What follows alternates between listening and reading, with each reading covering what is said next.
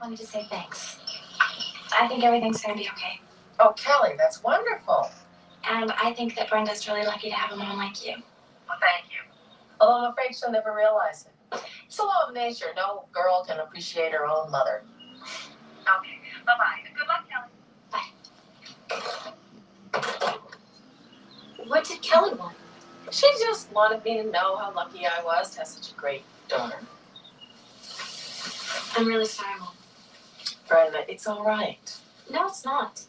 Not after I kept making you feel like Jackie was so hip and beautiful and fun. Well, I'm sure she is all those things. Maybe.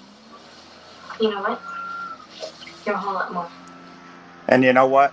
That is exactly right. If you watch this show for 10 years and 5 of it with this great guest we have on today, she was one of the best TV mothers in the history of TV. And it's lessons like that that just made you love that character so much. She's been in TV since the late 70s. She's also done Broadway. She is currently a marriage and family therapist, which is very impressive, and we'll talk about that as well. But it is my honor to introduce to you the one and only actress, Carol Potter. And Carol, I want to thank you for coming on today. It's a real honor for me.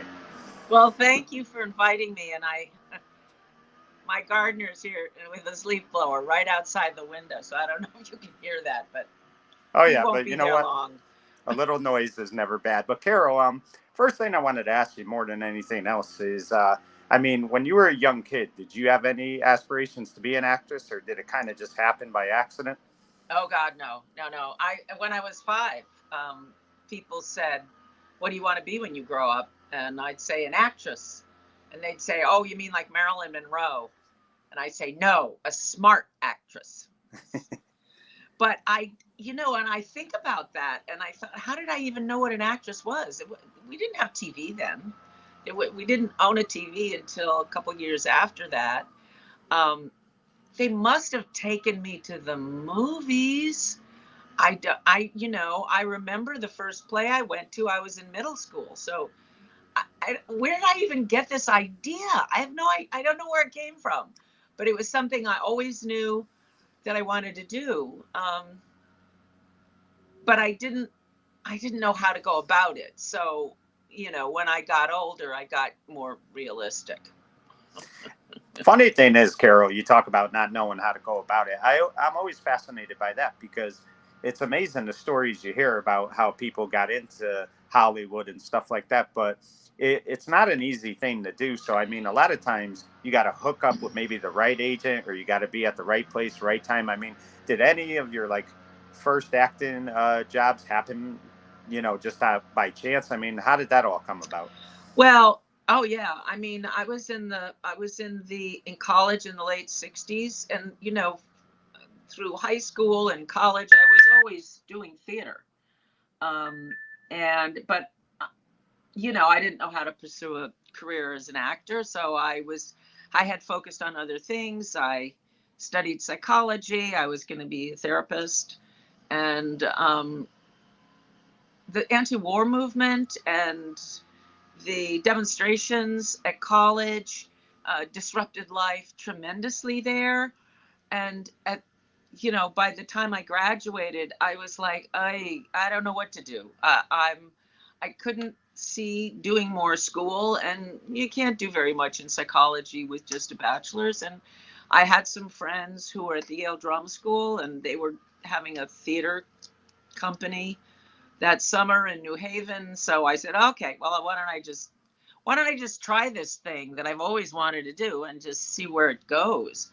It was it was a classic 60s summer. I won't bore you with the really depressing details, but at the end of the summer, I kind of said, boy, if I still want to do that after having a summer like that, I must really want to do this. So I was in New Haven for a couple of years and got connected with some great people, and that sort of just started my path. I worked with I'm sorry, I'm getting notifications. I worked with people who were directing scenes for a class at the drama school, and so I would go in and therefore the the teachers saw me, and one of the teachers was a man named Nikos Sakaropoulos, who ran the Williamstown Theater for many, many years. It's just a brilliant sort of summer theater up in the northwest corner of Massachusetts, and he invited me up. I went up there for a couple of summers and worked with some great people and some of the real up and coming stars of our generation. And then eventually, I mean, I got this very small part in a play, but it had a lot of impact. I actually got like reviewed, and that brought me to New York, where I had some agents interested in me, and I actually, one of the directors from the summer theater was doing a bus and truck tour, and he cast me as one of the roles. So that's what I did. I just kept going from one thing to the next without much plan, really. Right. So talk to me a little bit about Broadway, Carol, because a lot of people love being on the stage. They love performing. I mean, I talked to Dan Loria, and he's always loved doing that stuff. So just talk about what it's like being on Broadway, because it has to be really exciting. Well, it was a very exciting way to get there too. I started in a show called Gemini, and they cast me in. They had done a workshop with Sigourney Weaver playing my part, but she got another job. So they cast me, and we went out to a small theater on Long Island in Huntington, Long Island, and we did it there and got some good reviews. And then we connected with the Circle Rep Company, which is a small theater company in New York that at the time was very had great people. The playwright Lanford Wilson was connected to it, and it was run by Marshall Mason, who's the best theater director I've ever worked with. And so he invited us to go to the Circle Rep for like 6 or 8 weeks, I think. I think we were out in Huntington for probably a month, and then we went, and it's a very funny play, and it's very fast, but we slowed everything down at the Circle Rep, and Marshall really gave us time and space to really explore at a deep level all the stuff that was going on in the play. It's about an Italian family, and the son whose girlfriend and brother from Harvard show up for his birthday, right? The WASP kids. Reed Birney played my brother. And so we show up and create havoc, and he can't decide whether he's in love with me or in love with my brother. So it was very funny. Got a lot of great, but so we had this time to really deeply engage with the material, and then it was very successful, and they brought it to Broadway, and then we had to come back and tighten it up, make it fast and funny, but it now had all of that depth in it. So we got some wonderful reviews. At one point, it was the longest running play on Broadway. It went on for years and years. I stayed. I guess I was there for about 1.5 years. Bob Picardo played the young man Francis, and as I said, Reed Birney, Danny Aiello played the dad, Ann DeSalvo played the aunt, even though she's our age. Jonathan Hadari did an amazing job with this incredible character, Herschel, I think his name was. Anyway, it was such a wonderful experience to go through that whole sort of development process and then find ourselves on Broadway. It was like, whoa, very, very exciting. Yeah, and a lot of times you hear people will start out on Broadway. Some will do years of TV and film, and then they'll go back to Broadway. They love it so much. But Carol, let me ask you, I know one of the things before you find that big film or that big TV series, a lot of times you have to guest star on things. You have to make special appearances on different shows. And a lot of people do that. And a lot of people have done it their whole careers and done well at it. But did you enjoy guest starring on the different shows just to get your foot in the door? Well, yeah. You know, even after your foot's in the door, yes, the guest starring is a way to keep active. You know, it's funny because it's difficult. You're walking into sort of somebody else's village, right? They all know each other. They're all working together, and you're kind of the new kid in town. And, you know, depending on what your character is, my experiences have been very positive. I remember working on Crossing Jordan with Miguel Ferrer, and I can't remember the woman's name. Was it Angie? I can't remember her name, but anyway, it was a lovely working experience. And most of my experiences have been people are very warm and welcoming. I guess the hardest one was I got a job as a judge on JAG. Okay. Yeah. And or maybe it was NCIS, one of those military shows, right? And I'm just not the military type. So I was, and you know, I had ideas about my hair. Oh no, we can't do that because they don't allow that. I mean, there are all these rules, and you know, God bless them. They really wanted to do a show that was authentic to the military, but it was like so at odds with what I was used to doing in a show, and B, what I felt comfortable with, that I don't think I ever regained my equanimity the whole show. I was like, I'm doing something wrong every step I took. So yeah, that wasn't a good fit, but that's the way it goes. Right. So let me ask you, Carol, A, how did the audition for Beverly Hills 90210 come about? And B, when you looked at the script, did you think this show, I mean, obviously you couldn't envision that it'd be on 10 years, but did you think that this show had a chance to make it? I don't know. I'm not a critic and I'm not a producer. So I was grateful to have a job. So yeah, I was a single mom right then, and hadn't worked for a while. I was going through a very rough time. And so I get called for this audition. I go to the audition. Didn't hear anything. I was convinced I would never work again. I think every actor goes through that, maybe more than once in their career. Things slow down, and you think, "Oh, it's over. It's over. I'm done." And I mean, I'm talking weeping in my bed. I'm never going to work again. Went in for the callback. Same thing. I'm never going to work again. So, oh God, it was such a relief, and to get the job. And I had no clue as to why. I was just hoping we'd get to be. I'd been in a series before, and we'd done a season, you know, and even just doing one season was pretty nice. So it was just, you know, it's heartbreaking when the show gets canceled. Right. So, yeah, I was just so thrilled to have a job and have somewhere to go every day, and, you know, way to make money. And to support my kid.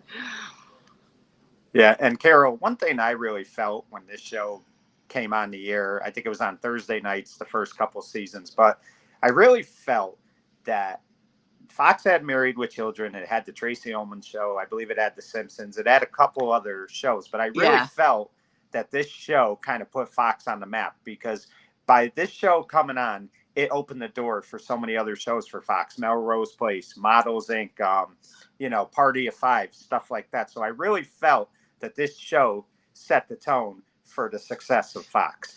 Well, I think you're right on the money there. And it was also the first of a whole series of shows about teenagers that took them seriously, right? There was a whole bunch of others, and I don't know the names of any of them. because I wasn't a teenager. But so what's interesting is it started off as a family show. Yeah. Right. This family comes from Minnesota.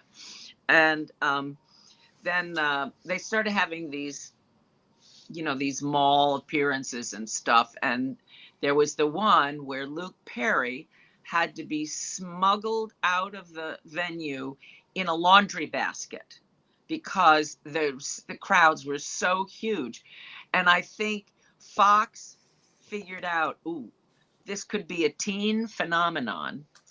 And they did two very different things, that very unusual things. First of all, they shot 30 episodes for their first season. Yeah. 30. So that's a lot. Usually it's 22. So that's a lot more episodes. And they started showing them in the summer when kids are home from school. Yeah. So the new shows came up in the summer. By the time school starts, kids are hooked. And those extra 8 shows enabled them to do that without ending the show any earlier in the year, in the following year. So, and then it really started catching on like wildfire. I mean, I only knew that it was popular. I have a niece, and she was about 14 at the time. And of course, she had all her friends, they're all watching the show, and they're going, this is so crazy. This is our favorite show. And we wouldn't even know about it if we didn't know your aunt, right? Because, Fox didn't do a lot of promotion at the beginning. But as soon as they saw what they had, they really jumped on it. And then the whole sort of focus shifted to the kids. Right. But one thing they did do, which I thought was very good, is they still kept you and James a part of the show. And you were like the 2 parents that were on every episode for those first 5 years. Yes. And a big thing that was really important is that when I looked at Jim and Cindy Walsh, it reminded me of my parents. It reminded me of my friends' parents. Like, they were 2 parents who, they did everything right by their kids. They were supportive. Right. They helped their friends, stuff like that. They really, the chemistry you had with James, I thought was tremendous. Yeah, James and I were good friends. I enjoyed working with him quite a lot. Yeah, yeah, go ahead. I'm sorry. No, he's a very good actor and a very generous actor. We had a lot of fun together. Yeah, and one episode that I really enjoyed, Carol, was when your character Cindy is kind of, I don't want to say, flirting with the idea of having an affair, but there is a thought in her head. She sees her old, boyfriend or old high school boyfriend. Yeah, and she gets those feelings back. But what was really important was in the episode, and what they told the viewers is, at the end of the day, her love for her husband won over. And I really thought it was one of the best episodes. And it's really something that I think any person who's ever having those thoughts, that's an episode they should watch, because I really felt like every lesson they taught you in that episode was spot on. Yeah. Well, it was a show that really wanted to deal with real issues that people are struggling with, whether that's the parents or the kids. Oh, that was a great shot. We were at that was our friend Dean. What's his last name? Dean Cain. Dean Cain, yes. Yeah. Yes, we ran into him at one of those celebrity events, and he was so sweet. He said, "Oh, you were almost my in-laws."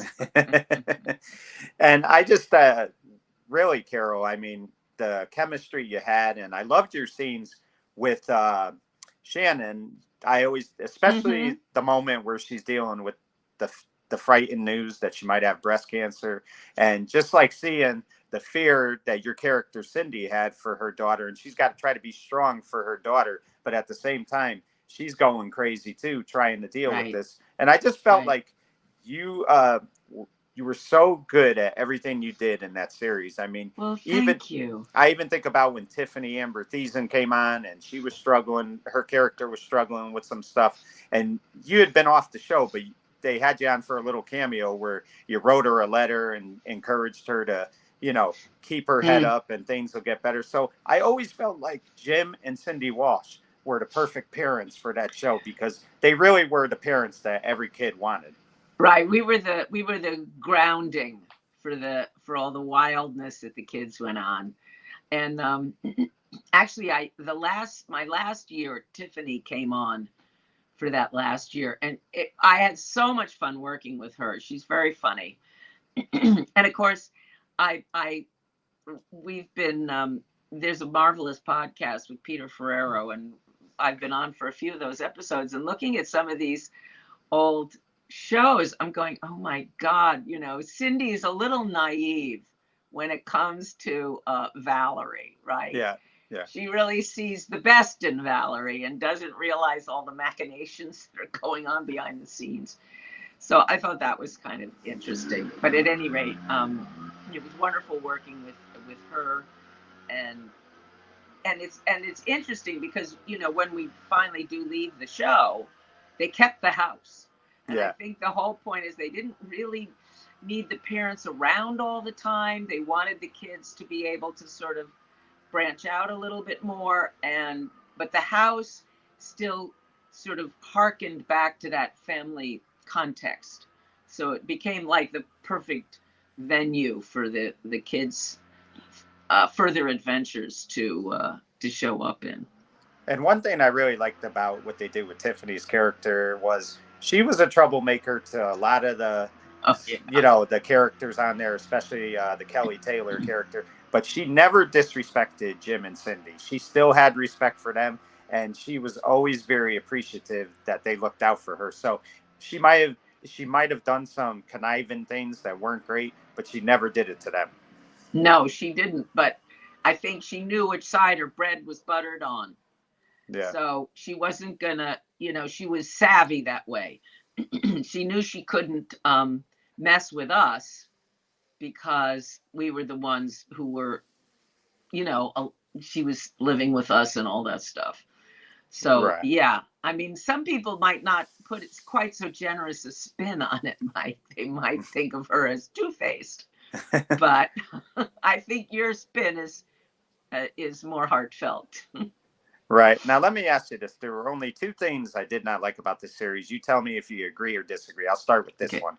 The whole Kelly, Dylan, Brenda triangle thing. I thought the message they sent to listeners or the audience was a bad message, because it's one thing if your best friend is thinking about going after your boyfriend, but it's another thing to actually do it. I feel like the friendship could never be the same once you do that.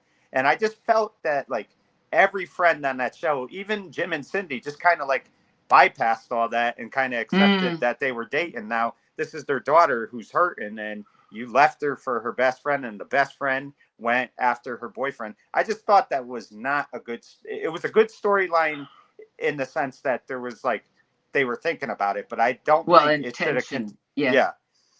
So what are your thoughts on that? I think this is the kind of thing that happens, especially in high school. Yeah. And they didn't want to, they weren't trying to set up some kind of standard of behavior, but they really wanted to explore the kinds of issues that kids run into.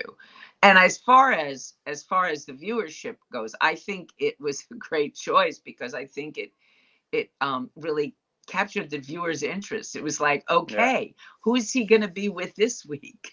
Yeah.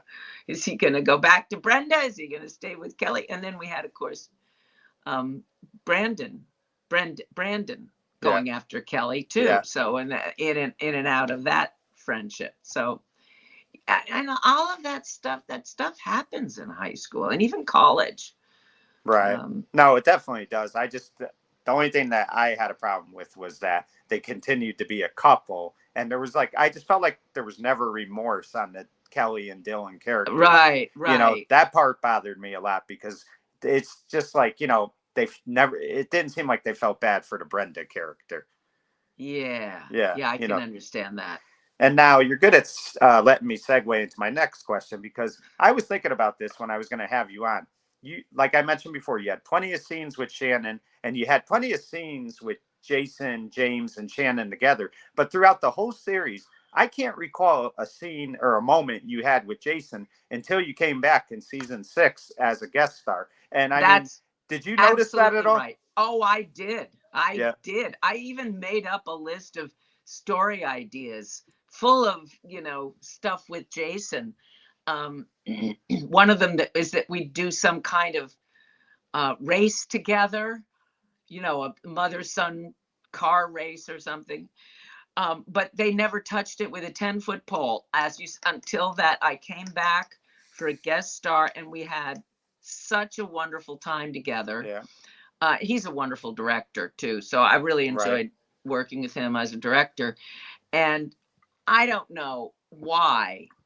But my psychology base, my psychology bias says, okay, a bunch of guys don't want to deal with the authority this woman, their mother, had in their life at precisely the time they're trying to become a man.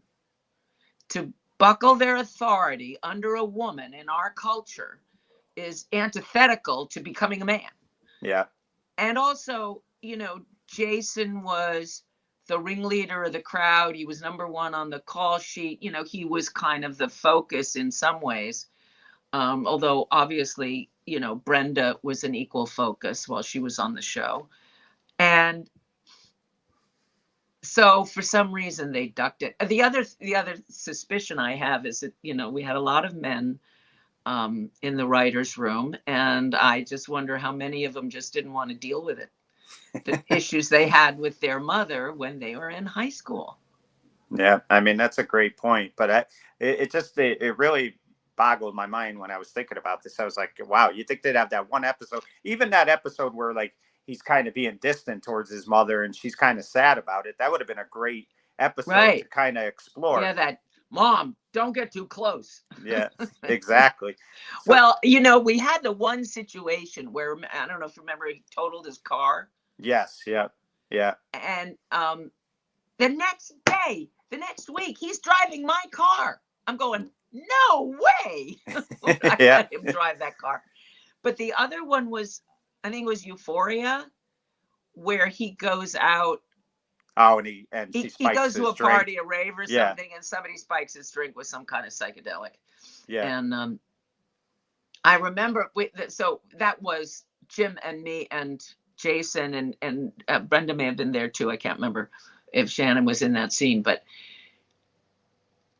Jason was being very poo-pooing to me about the dangers of this. And, I had friends in college who did a little too much acid and wound up in mental hospitals for at least a period of time. And so I got quite passionate about that with him. And so that was an interesting moment because you're constantly bringing your own experience and your own projection of yourself in your parental role. Because my kid he was like 3 when the show started, so yeah. like 3 to 8, completely different issues. So I had to. I'm projecting myself into this role of the mother of a teenager, which is a very different thing. But it was fun to have that conflict with him, and get the opportunity to be very forceful in that role as Cindy. Right. So now season 5 comes to a close. They decide, like you said, to not have parents in the upcoming season, and you Yeah. and James leave the show. Now let me ask you. I mean, there had to be a part of you that was very disappointed because you Oh my played that God. character for 5 years. I was heartbroken. I said to myself, "What? How could it be Beverly Hills 90210 without Jim and Cindy?" But let me ask you. I mean, was there any like, you know, disappointment when that happened? I mean, I would Oh, think there had to be. huge, huge. But there'd been a lot of disappointment along the way. The first season, the parents were fully realized characters with backstories and things happening in their own lives. And when it became primarily about the kids. We were both adjuncts. Yeah. So and actually for a while there, I mean, I had a long talk with one of the writers at one point. I started to complain about it. Like I've they'd use me to bring, the families just having dinner, and bringing the coffee for a camera move. And, like I'm the waitress, Yeah. I'm the cook and the waitress, and I never said anything. And I sort of complained about that. But then they figured it out. They sent me to graduate school. So that meant I could run into the kids at college Yeah. in a wholly different context. And then they started to differentiate the two parents a little bit. But what Jessica said when we had that lunch together, she said, well, there was, because they had pared down the parental roles so much, it didn't feel like there was enough for two people. So they kept giving it to James. Yeah. But, it's still a great job. And there's a lot of advantages to not being the lead. You're not working 5 days a week. Right. So you do have time for, half a life anyway. And it was, but it was I remember there's all of this publicity the kids are doing, and that was fine. I didn't care about that. But they did a piece in Life magazine, right? I grew up with Life magazine, right? It was on the coffee table all the time. And they didn't want the parents in the photo shoot. So that was like heartbreaking. So, you get these disappointments, and you just have to live with it and sort of remember it's not about me. It's about what those other people need and want out of it. So, but if I took a poll, Carol, I guarantee you that most people would say when they watch reruns of this show, they watch seasons 1 through 3, because those first three, when the high school years, when the kids are still, going to their parents for stuff, those were the best episodes. Those first 3 seasons. So even though they wrote you two out of the show, most people do not really, in my opinion, watch seasons 6 through 10 as much as they did. They definitely gravitate more towards seasons 1 through 3. Well, thank you. That's very flattering. And I do think that, they made a conscious decision. Are we going to keep these kids in high school for the night, right? Yeah. Because that's what most shows do. They just stay in the high school environment because that's what it's about. And even though they're there for 6 or 7 years, and they decided to actually make it real time. So even though originally the first year was junior year, and they backdated it into sophomore year. Yeah. So they could have the 3 years. And I agree, there's a big difference between high school and college. Even though they didn't, go away to college, they're still living at home. It's a different mindset, and different issues come up. And they're closing out their teen years. They're not teenagers anymore, right? And a lot of them weren't teenagers when they were on that show as high school kids. I think Gabrielle was in her 30s almost when that show. She was 28 or 29, I think, when she got cast. Yeah. And Donna, Tori. Yeah. Tori was probably the youngest. Or maybe Brian. Well, Brian, yes. Yeah. Brian was fascinating because you really saw him grow up on TV. Yeah, you did. Yeah, because he went from very short in the first season, and he was taller than Jason and Luke by the second season. Yeah. And he fills out, and and Luke was 20. I want to say 27, or maybe he wasn't that old. Yeah. Jason was about 24, I think. Yeah. Kelly was maybe 18 or 19, as was Shannon. I believe they were both about the same age.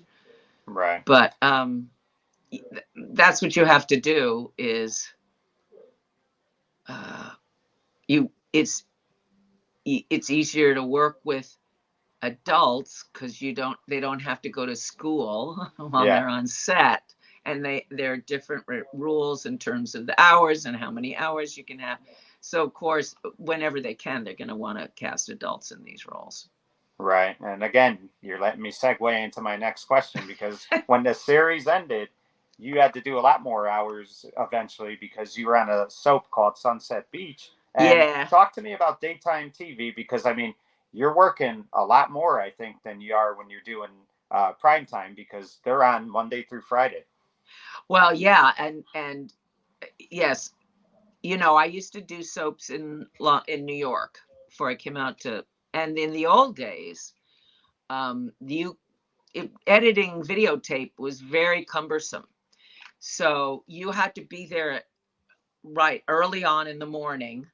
You'd have a run through, get the blocking, and then you'd start getting prepared, and then you'd do, you had the whole, it was like putting on a play. You have a blocking run through, you have a dress rehearsal, and then you have the final shooting, which was in sequence, in time, because it was exactly how it was going to be. I was being shown on, I mean, by the time I was doing it, they weren't actually live, but they were taping them, but they were live taped, right? They didn't go back and redo things. Well, Yeah. by the time I was doing this daytime soap here, they have all of this great editing software. So rather than having to be there the whole time, they organized it just like shooting a TV show. So all of the stuff in this location was shot at the same time, no matter where it showed up in the show. And so that meant that you could come in, work for 4 or 5 hours and go home. You didn't have to wait for the whole day. Wow. It also meant that they could do a lot more teasing of the audience, because they could show little short things, little short moments to make you, wait through the commercials and watch the next little 15-minute segment. But yeah, a lot of material. I mean, as a more ancillary character, I didn't have to memorize the pages and pages of material every week, but that was huge. I can't remember whether we had teleprompters or not. Did you enjoy doing it, or? Oh, I really did. I was at the time, after I left 90210 is when I went back to school and I got my master's in marriage and family therapy, and I was still doing, as you say, guest spots and other things. And so I get this TV show, this soap opera, and at the time I had graduated, and I was, you have to get 3,000 hours to get your license, and pass some exams too.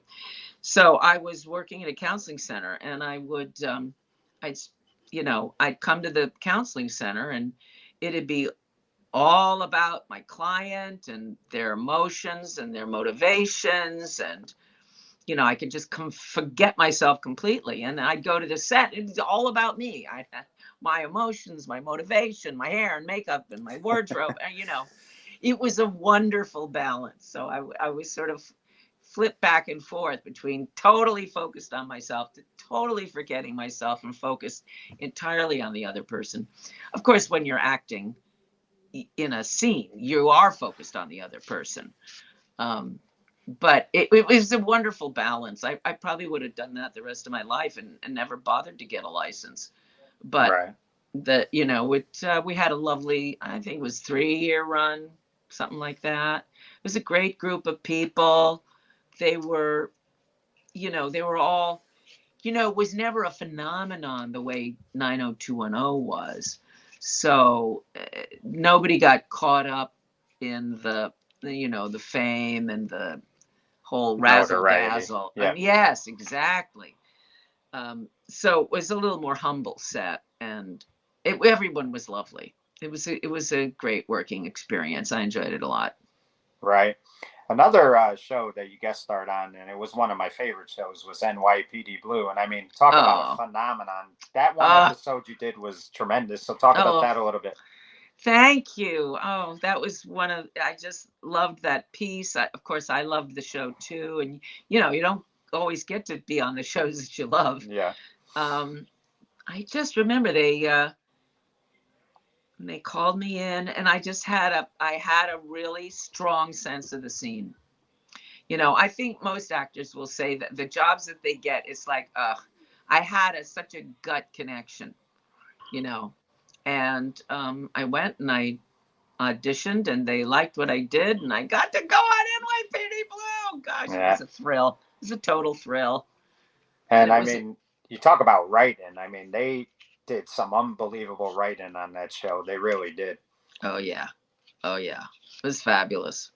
Yeah, and I No, always say that too, Carol. You tell me if you agree or not. An actress or actor is only going to be as good as what the writing is. So if you have great writing and then do what you're supposed to do, it's going to be phenomenal acting. But you really have to have good writing, or it's not going to work. well, there are actors that can turn dross into gold. I am not one of them. I don't have that talent. I mean, I know I did a play once, and I could see exactly how I had turned this play, which was rather clumsily written. I understood why I got the part and how I approached the scene that made it about something, right? That it wasn't quite there in the writing. So if you have the right connection to the character, you can do something like that. But there are actors who can take the crappiest material and just turn it into gold, and you're just going, oh my God. But as far as real quality, yeah, it's the writing, and the writing makes all the difference in the world. And actors just, oh my God, to have this excuse me, to have this delicious language coming out your mouth is just the best ever. That was one of the things you learn when you're in a play for a year and a half and you're doing it 8 times a week. You learn about whether it's good material or not. Because if it's not good material, oh God, it's a slog. It's boring. There's nothing there to develop, to explore. That, Gemini, I mean, a lot of people just thought it was a comedy, but there was so much richness in the material. You go through these dry spells, and then suddenly you're having revelations about these moments. Oh my God, that's what's going on in this moment. And it just tells you how rich the material is. Yeah. I mean, you don't get to do that on television. You shoot, you do 3 takes maybe. Yeah.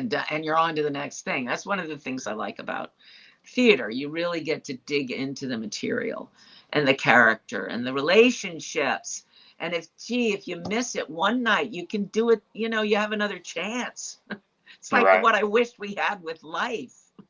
Now, let me ask you, is there one Broadway play that you would love to do that you've never gotten to do yet? Like, I know, like, there's Grease on Broadway a lot. I mentioned Dan, he did Lombardi on Broadway. Is there any type of film that you would love to take to Broadway and do? Well, I love the classics. Chekhov. I saw a production of Chekhov when I was at the Williamstown Theater, and it was one of the productions I wasn't in. And, Chekhov has these pauses. And I still remember the power of that pause. Everybody's sitting on the stage and nobody's talking. People are looking, but they're not looking at anything. They're reflecting. Somebody's smoking, so there's smoke curling up into the eaves, and you're just this breath of real presence and life. And you can't get that in the movies. No, you really can't. I mean, that's why I think a lot of people love Broadway, because, I mean, you get to shine every night pretty much for a while. Yeah. And you get to do it again. And oh, I really missed that moment last night. Gonna get it tonight. Yeah, exactly. So let's talk about Carol Potter today because I'm really fascinated what you've been doing. Like I mentioned in the opening of the show, you're a marriage and family therapist. And what's interesting enough is when 90210 had the reboot, you played like a therapist on that reboot. And I thought that was cool that they kind of incorporated what you're doing in your everyday life into that episode. So talk about what you've been doing the last several years. Well, yeah, I mean, as you pointed out, I was still, while I was doing the therapy, I've still been participating in the business and reading for things and occasionally doing a guest star somewhere. But I've been focusing on the therapy career. And, it's a nice contrast because as a therapist, if you put the time in and you put the energy in, your career progresses. Not saying that, you get everything you want all the time, but there's a road, there's a path. Okay, you go to school, you get your practice, you get your license, and then you find a specialty.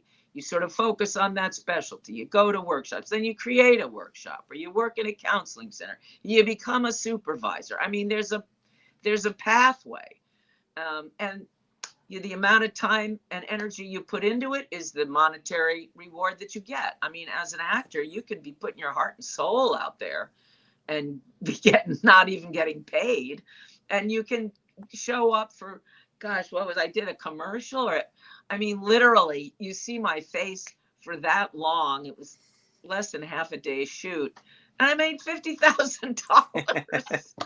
It's like ridiculous. There's no relationship.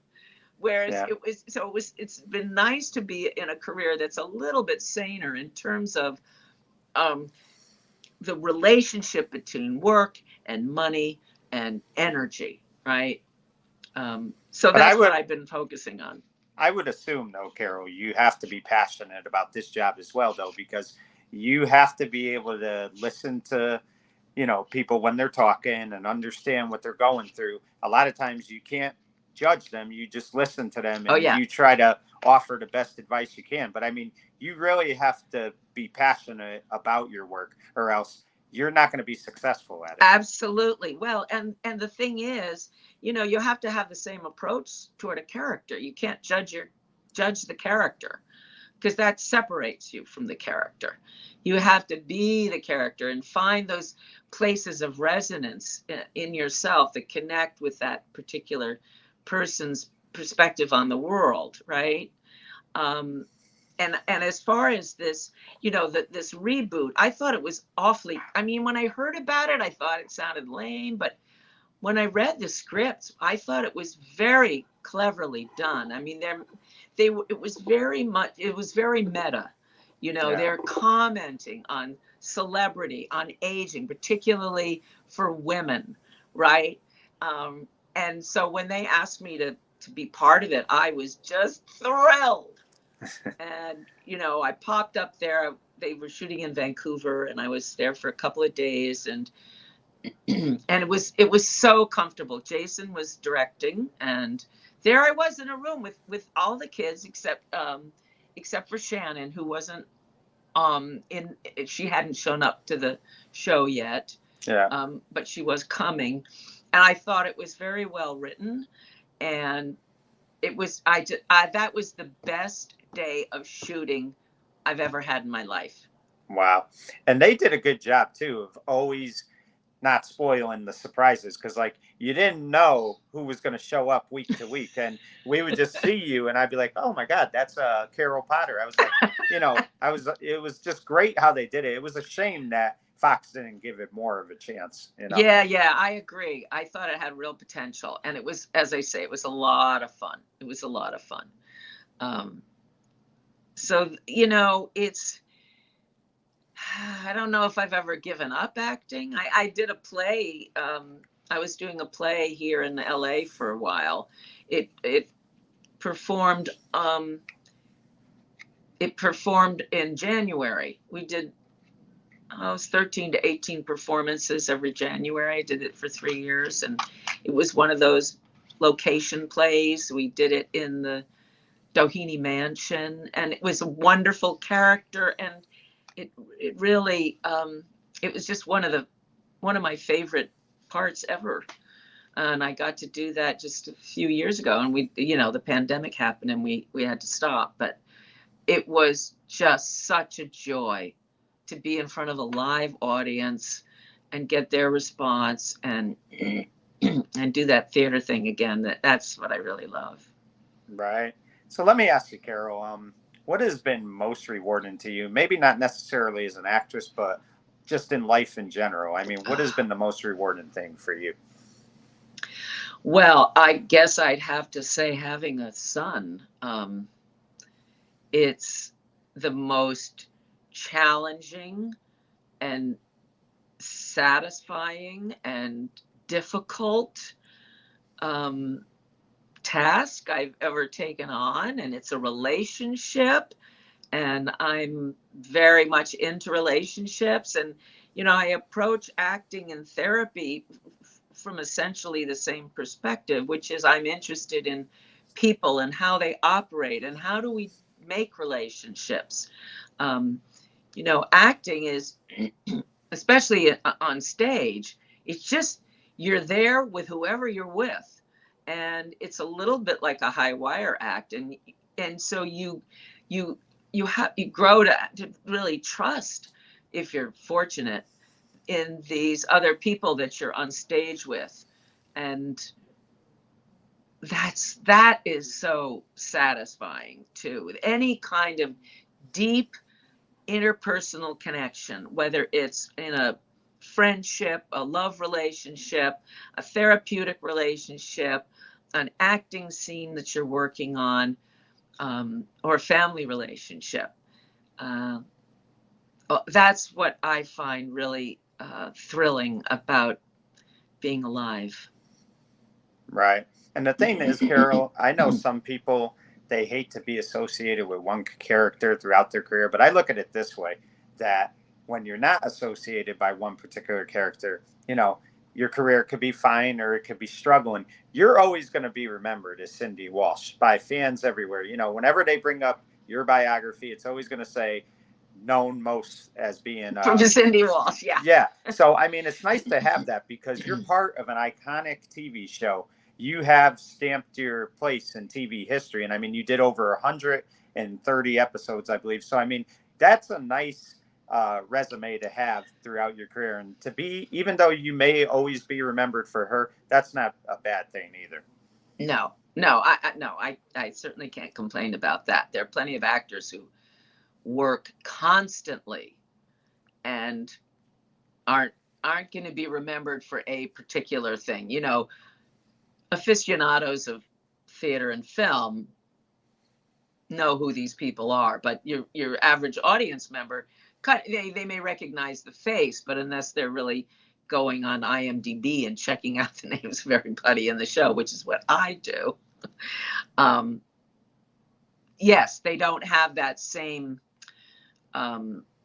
iconography in a way. So yeah, I mean, and it opens doors. I mean, people who's I become, I'll start immediate friendships with people who say, oh my God, I remember you on 90210, and my kids loved you, or you were my parent in high school, or whatever it is. Yeah. Well, Carol, I want to thank you for coming on today. This was a real honor. Like I said, I mean, I still watch this show with such fondness. And like I told you before, I think you're one of the best TV moms in the history of TV. So for you coming on today and giving me the time, I really do appreciate it. And congratulations on a wonderful career, because I really do applaud you, not only as what you've done as an actress, but what you're doing in your everyday life, because you are making a difference every day. So thank you so much for coming on today. Thank you, Mike. Thank you for having me. I appreciate it. Well, folks, there you have it. You knew her, of course, as Cindy Walsh for over 5 years on 90210. We talk about the great TV moms. There's Laura Petrie, there's June Cleaver, Elise Keaton. But I think about drama, and you have to start with Cindy Walsh. She was the mother that everybody looked up to. She always gave great advice to her children. She was the mom that we all wanted in our households every day. And throughout her career, she has made a difference in everything she does. She has never stopped working. She's continued to be impactful each day in and day out. And it was a real honor for us to get to watch her in our living rooms for so many years and see the type of acting, energy, and passion she provided us. She's one of the best, and we will never forget her. For In the Spotlight, I'm Mike Kanishi saying good night, everyone.